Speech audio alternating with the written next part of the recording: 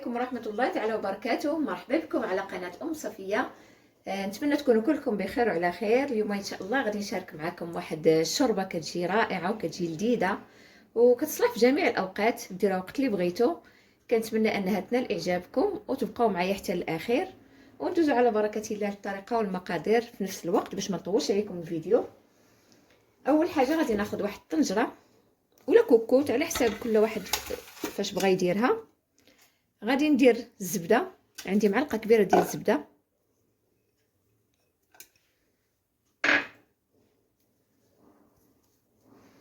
عندي واحد البصله خضاريه، من الاحسن نستافدوا من البصله الخضاريه من حد وقتها دابا مقطعه رقيقه. غادي نشحرها مع هاد الزبده، هي الاولى. بعد ما تشحرت البصله دابا غادي نزيد طريفات ديال الصدر ديال الدجاج بعد ما قطعته رقيق.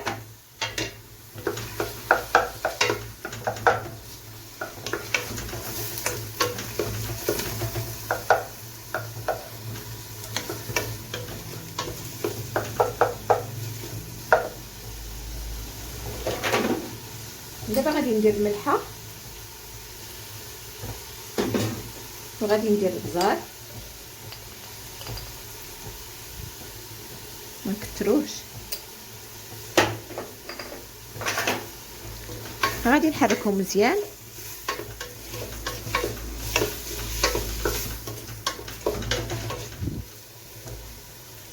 بعد ما تقلات البصله والدجاج كيف كتشوفوا دابا غادي نضيف هاد خيزوه محكوكه.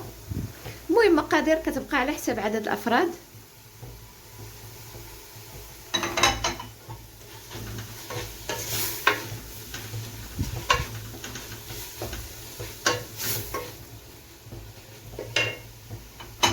وغادي نضيف بطاطا تكون متوسطه محكوكه.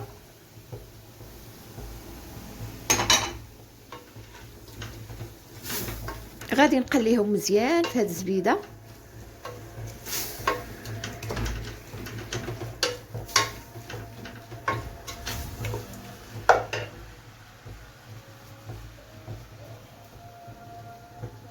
بعد ما تشحرات ليا هاد الخضيره كيف كتشوفوا خاصنا ضروري نشحروها مزيان حتى الدبال، حيت السر ديال هاد الشوربه هو ان هاد الخضره نشحروها مزيان.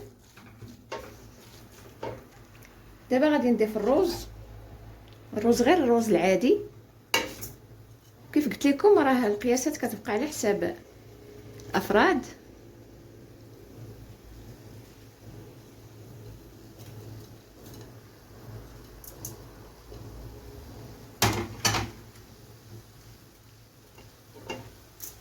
كيف كتشوفوا درت غير الرز البلدي. غادي نحركو شويه مع هاد الخضره. دابا غنزيد واحد الحكيكه خفيفه ديال الكوزه، وكتبقى اختياريه، اللي بغى يديرها يديرها، اللي ما كتعجبوش ما يديرهاش. هي كتواتر بزاف مع هاد الشوربه، كتزيد تعطيها لذه.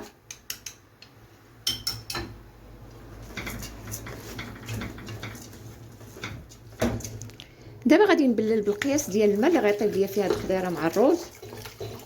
الخضيره راها تشحرات، غيبقى لنا غير الرز يطيب. غندير القياس ديال الماء وغادي نغطي عليها الطيب، ما غاديش نسد عليها، غادي غير نغطي عادي بحال لا دايره في الطنجره. ما غاديش تاخذ لنا وقت طويل على ما طاب الرز والدجاج.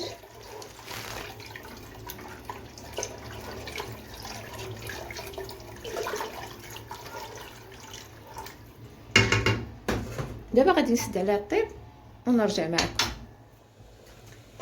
دابا بعد ما طاب ليا الرز كيف كتشوفوا مع هذا الرز البلدي ما غاديش نحتاج انني ندير ليها ندورها بالدقيق الابيض ولا الفورس، ما غاديش ندورها به لانه هو كيطلق لينا هاد النشا ديالو. دابا اخر اضافه غادي ندير ليها هي هاد معدنوس.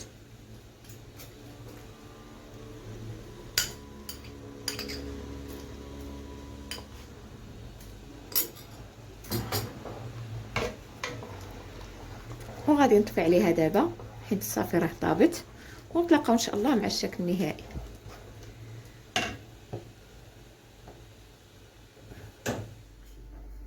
هذا هو الشكل النهائي ديال الشوربه ديالي بعد ما طابت. كيف كتشوفوا كتجي لذيذه وكتجي زوينه. كنتمنى انكم تجربوها. بالنسبه اللي ما كيبغاش خاطره بحال هكا راه غادي يضيف ليها شويه ديال المطيب باش يطلقها شويه. المهم انها اقتصاديه ودغيا كتوجد، ما كتاخذش لنا وقت طويل. كنتمنى انكم تجربوها وتعجبكم. وإلا عجبكم الفيديو ديال اليوم ما تنساوش ديروا لي لايك وبارطاجيو الفيديو، ونتلاقاو ان شاء الله في وصفه قادمه بحول الله، والى اللقاء.